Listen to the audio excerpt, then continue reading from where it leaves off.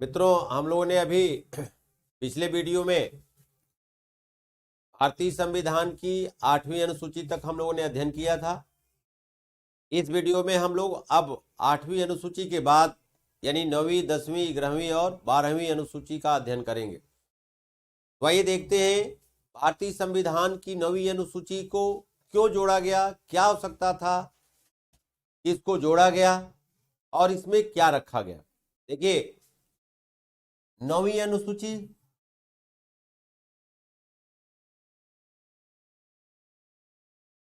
भारतीय संविधान जब लागू हुआ था 26 जनवरी 1950 को, तो अनुसूचियों की संख्या 8 थी। लेकिन 9वीं अनुसूची कब जोड़ी गई थी? प्रथम संविधान संशोधन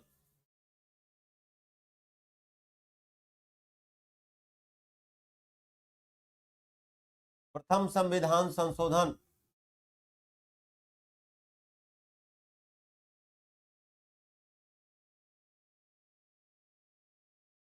1951 के द्वारा।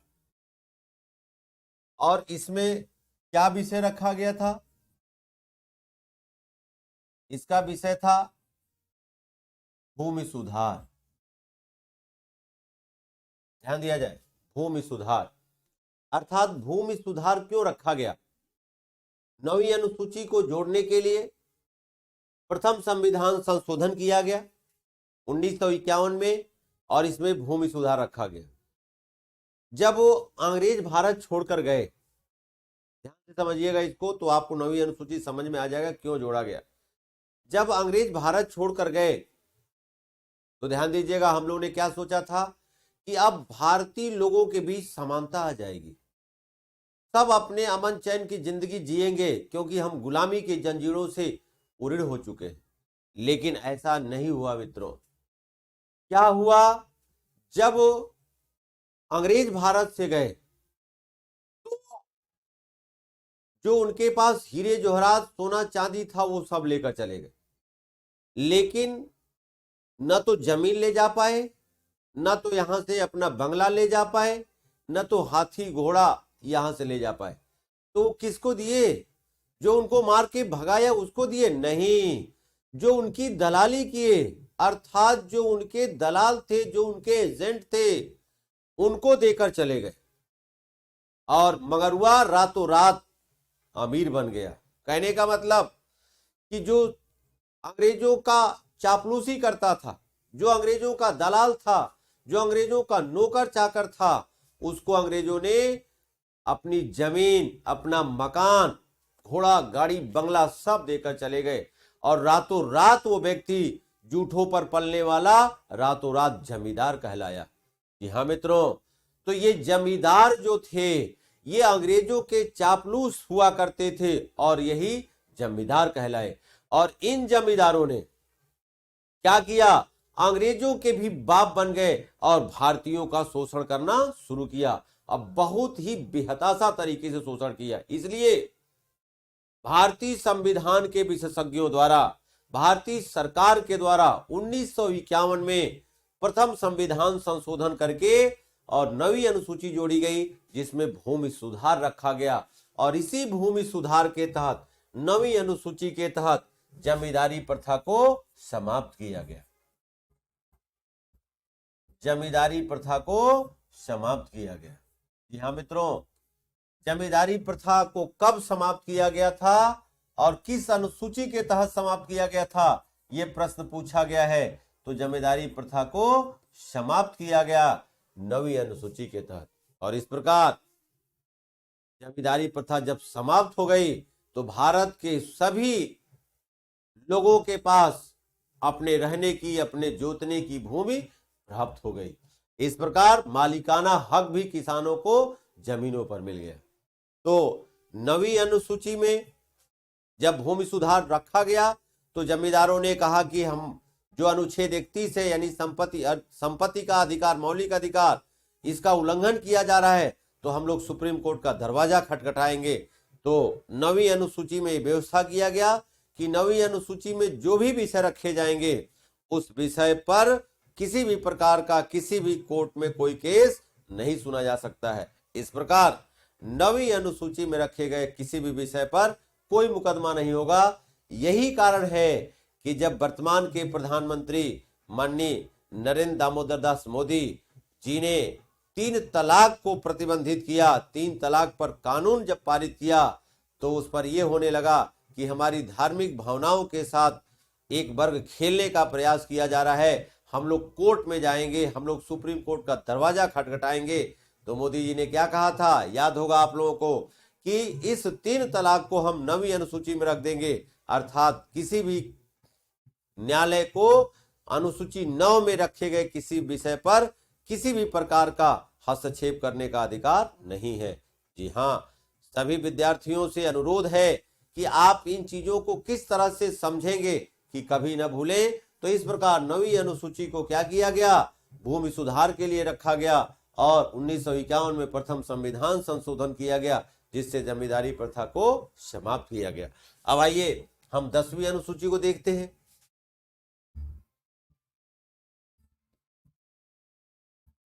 10वीं अनुसूची, अब देखिए 10वीं अनुसूची में क्या है और 10वीं अनुसूची को किस संविधान संशोधन के तहत जोड़ा गया, तो ध्यान दीजिएगा 10वीं अनुसूची को जोड़ने के लिए 52वां संविधान संशोधन किया गया।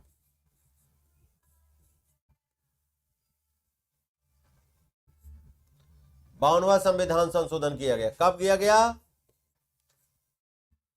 1985 में। और इसमें क्या जोड़ा गया, तो ध्यान दीजिएगा 10 से 10वीं, 10 से दल बदल निरोधक अधिनियम,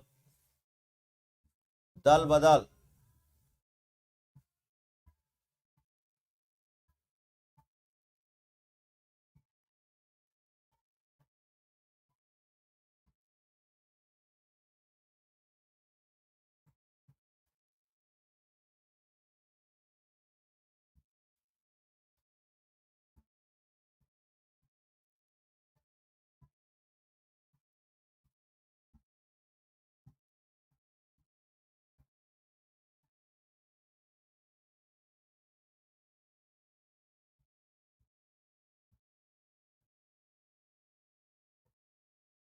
दल बदल निरोधक अधिनियम।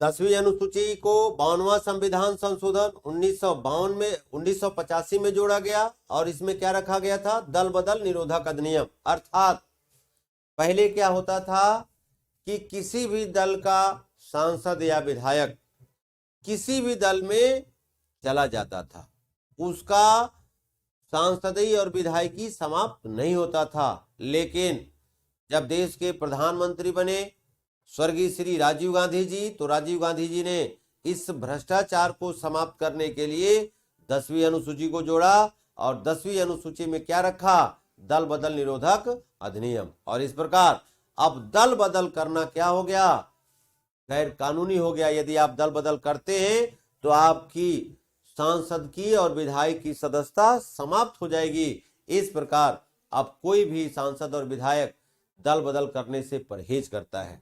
तो 10वीं अनुसूची, 10 से दल बदल, 10 से 10वीं अनुसूची। अब ध्यान दिया जाए 11वीं अनुसूची,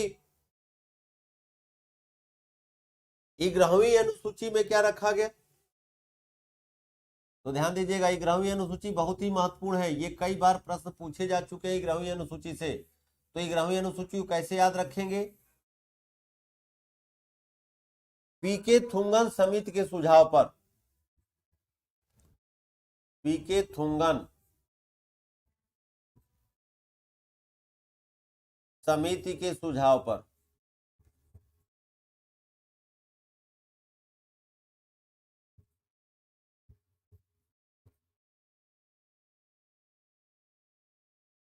11वीं अनुसूची जोड़ने के लिए 73वां संविधान संशोधन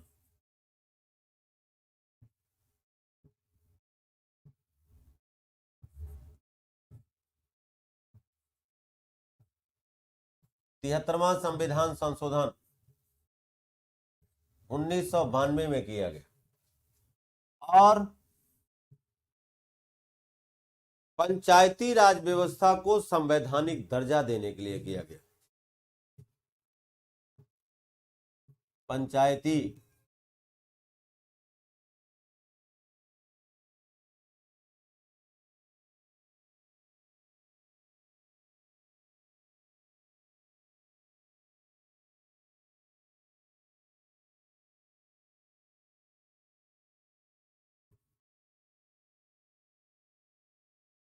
पंचायती राज व्यवस्था को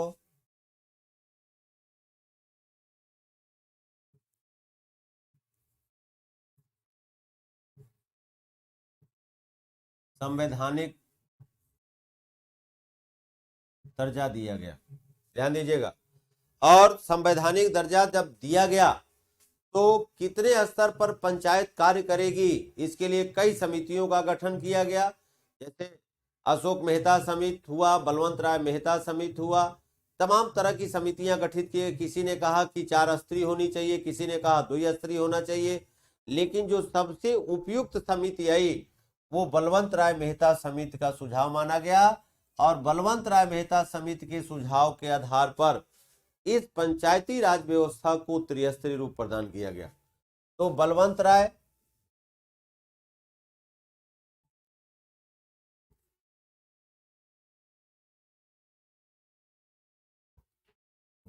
मेहता समिति के सुझाव पर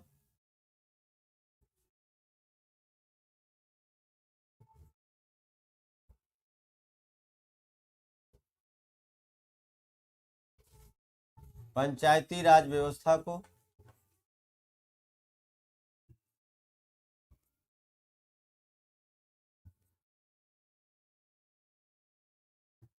त्रिस्तरीय रूप प्रदान किया गया। अब त्रिस्तरीय रूप में जो सबसे छोटा पंचायत था, ध्यान दीजिएगा, सबसे जो छोटा पंचायत था उसको कहा गया ग्राम पंचायत।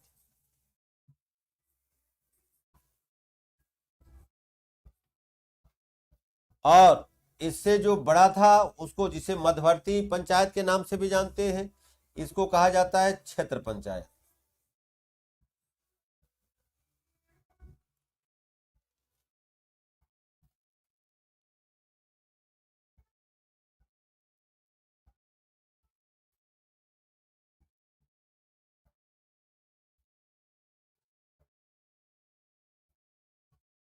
और जो सबसे बड़ा पंचायत कहलाया वो है जिला पंचायत।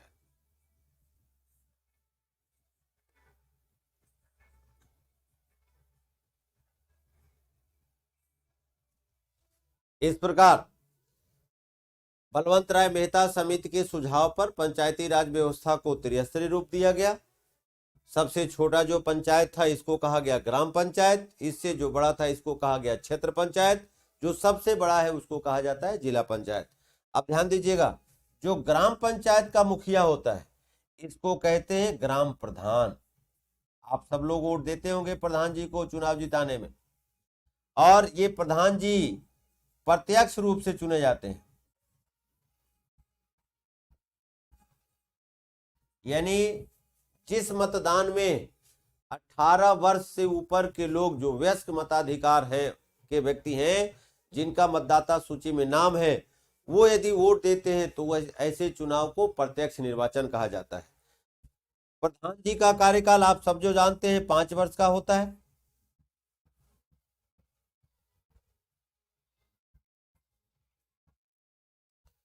क्षेत्र पंचायत का जो मुखिया होता है इसको कहते हैं ब्लॉक प्रमुख।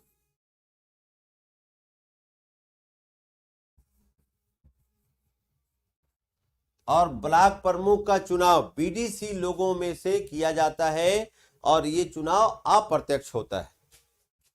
तो बीडीसी यानी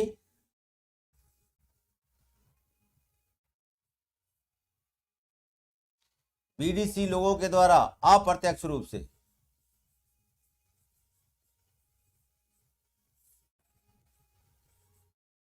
और ब्लॉक प्रमुख साहब का भी कार्यकाल 5 वर्ष का होता है। जो जिला पंचायत, इसके अध्यक्ष को कहते हैं जिला पंचायत अध्यक्ष, और इनका कार्यकाल भी 5 वर्ष का होता है और ये भी अप्रत्यक्ष रूप से ही निर्वाचित होते। इस प्रकार बलवंत राय मेहता समिति ने जो सुझाव दिया था वो त्रिस्तरीय रूप प्रदान किया था, और त्रिस्तरीय रूप में पहला पंचायत ग्राम पंचायत बताया, दूसरा क्षेत्र पंचायत, तीसरा जिला पंचायत। इस प्रकार अब इन पंचायतों, ध्यान दीजिएगा, यानी 11वीं अनुसूची में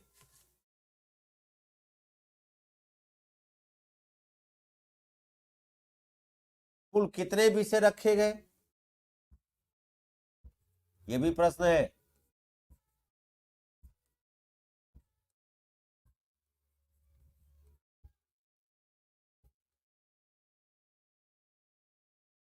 तो 11वीं अनुसूची में कुल विषयों की संख्या कितनी है? 29 है। ध्यान दीजिएगा, ये क्वेश्चन कई बार आ चुका है, लोगों से गलत हुआ है। और 11वीं अनुसूची कब लागू हुई? तो यदि लागू की बात किया जाता है तो ये लागू हुई थी 24 अप्रैल 1993 को। ध्यान दीजिएगा। इस प्रकार जब 11वीं अनुसूची में पंचायती राज व्यवस्था को संवैधानिक दर्जा दिया जाने लगा तो इस संवैधानिक दर्जा के कारण समय से चुनाव होने लगे और प्रधान जिलों के खाते में, ब्लॉक प्रमुख जिलों के खाते में, जिला पंचायत अध्यक्ष के खाते में गांव, क्षेत्र और जिले का विकास करने के लिए धन आने लगा।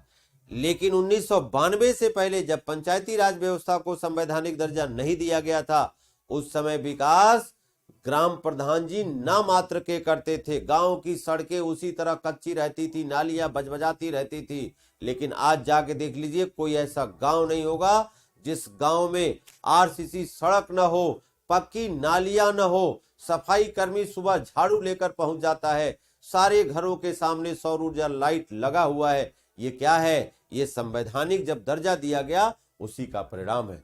यह मित्रों, जब गांव का विकास होने लगा तो शहर के लोग एकदम बौखला गए कि गांव का इतना तेजी से विकास हो गया और शहर के पंचायती व्यवस्था को संवैधानिक दर्जा नहीं दिया गया। इसलिए उसी वर्ष इतना हल्ला हुआ शहर के लोगों के द्वारा कि सरकार को पुनः एक और अनुसूची जोड़नी पड़ी। और वो अनुसूची, ध्यान दीजिएगा, वो अनुसूची कौन सी जोड़ी गई? तो अनुसूची थी 12वीं अनुसूची। और 12वीं अनुसूची को हम लोग पढ़ते हैं, तो ध्यान दीजिए, 12वीं अनुसूची। और 12वीं अनुसूची को जोड़ने के लिए 74वां संविधान संशोधन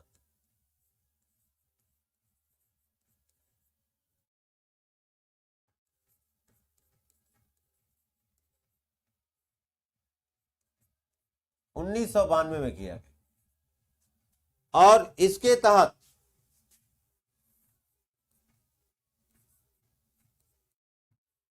नगर पंचायत अर्थात नगर निकाय को, नगर पंचायत को संवैधानिक दर्जा दिया गया।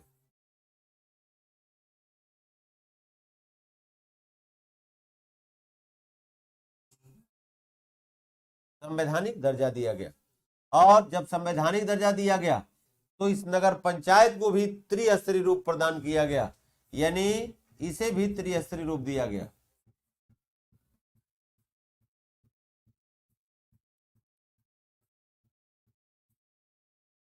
जो सबसे छोटा नगर है इसको कहते हैं नगर पंचायत।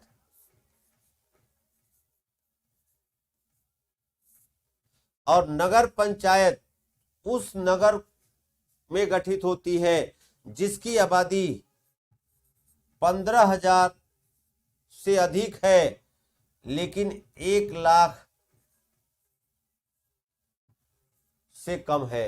अर्थात 15,000 से लेकर 1 लाख की आबादी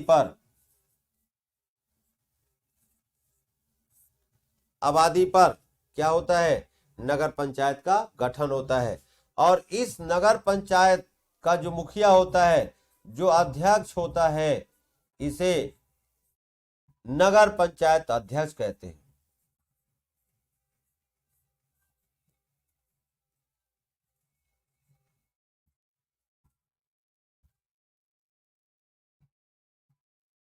इसका भी कार्यकाल 5 वर्ष होता है और ये प्रत्यक्ष रूप से निर्वाचित होता है। ये भी क्या होता है, ये प्रत्यक्ष रूप से निर्वाचित होते हैं।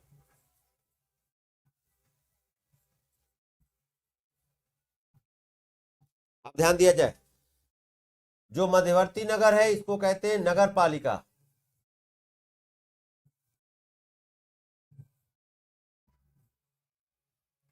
और नगर पालिका जिस नगर की आबादी 1 लाख से 5 लाख तक होती है, ध्यान दीजिएगा, उस नगर में नगर पालिका का गठन होता है और इसके अध्यक्ष को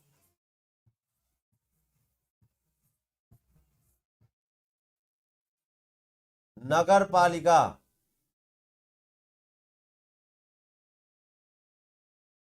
अध्यक्ष के नाम से जानते हैं। इनके अध्यक्ष को नगर पालिका अध्यक्ष कहते हैं।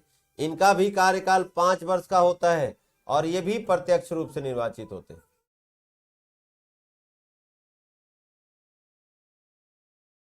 जो तीसरा स्तर है इसको कहते हैं नगर निगम।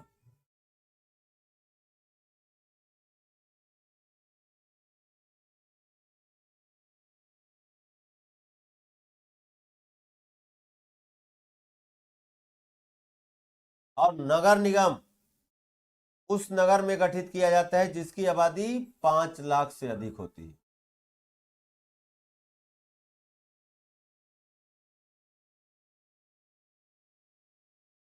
5 लाख से अधिक होती है। और इस नगर निगम के अध्यक्ष को मेयर या महापौर कहते हैं। महापौर कहते हैं, ध्यान दीजिएगा, मेयर या महापौर कहते हैं। और इनका भी निर्वाचन प्रत्यक्ष रूप से होता है।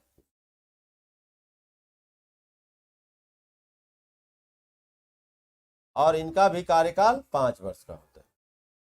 यानी जितने यहां पर हैं, जैसे ग्राम पंचायत के प्रधान जी वो भी 5 साल के लिए, ब्लॉक प्रमुख 5 साल के लिए और जिला पंचायत अध्यक्ष 5 साल के लिए, उसी तरह से नगर पंचायत के अध्यक्ष जो होते हैं नगर पंचायत अध्यक्ष के रूप में चुने जाते हैं। प्रत्यक्ष रूप से इनका निर्वाचन होता है। इनका भी कार्यकाल 5 वर्ष के लिए होते हैं। नगर पालिका जो 1 लाख से 5 लाख की आबादी पर होती है, इसके अध्यक्ष को नगर पालिका अध्यक्ष कहते हैं। ये भी प्रत्यक्ष रूप से निर्वाचित होते हैं और 5 वर्ष इनका भी कार्यकाल होता है।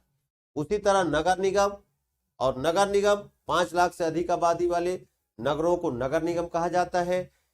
इनके अध्यक्ष को मेयर या महापौर कहते हैं, प्रत्यक्ष रूप से निर्वाचित होते हैं। इनका भी कार्यकाल 5 वर्ष का होता है। इस प्रकार जब नगर पंचायत को त्रिस्तरीय दर्जा दे दिया गया तो 12वीं अनुसूची में कुल विषयों की संख्या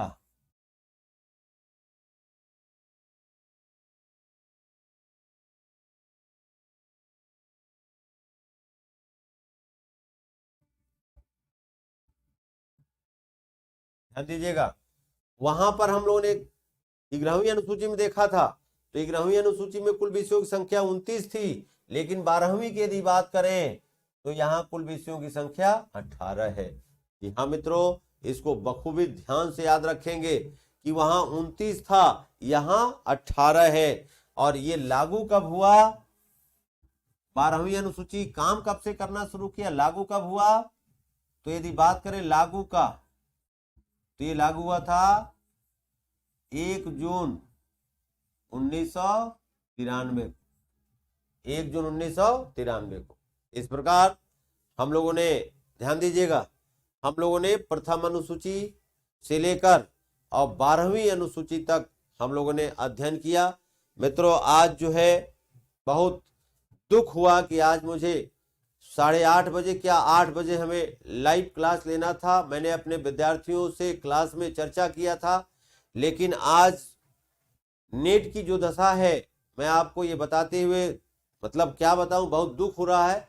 हमारे टेक्नीशियन साहब बैठे हैं, लेकिन नेट नहीं होने के कारण एयरटेल का कहीं फाइबर जो तार होता है वो टूट गया है, जिसके वजह से आज 1 बजे से नेट नहीं होने के कारण हम लोग बहुत विचलित हुए। आज हमारे बच्चे फोन करके मैडम जी को परेशान कर रहे हैं, परेशान क्या पूछ रहे हैं कि क्लास कब से चलेगी, क्यों नहीं चल रही है।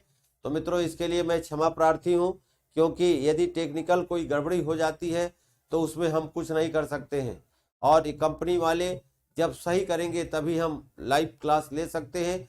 तो आज वो कहे थे कि 9:30 बजे तक हम सही कर देंगे, 8:30 बजे तक सही कर देंगे, लेकिन नहीं कर पाए।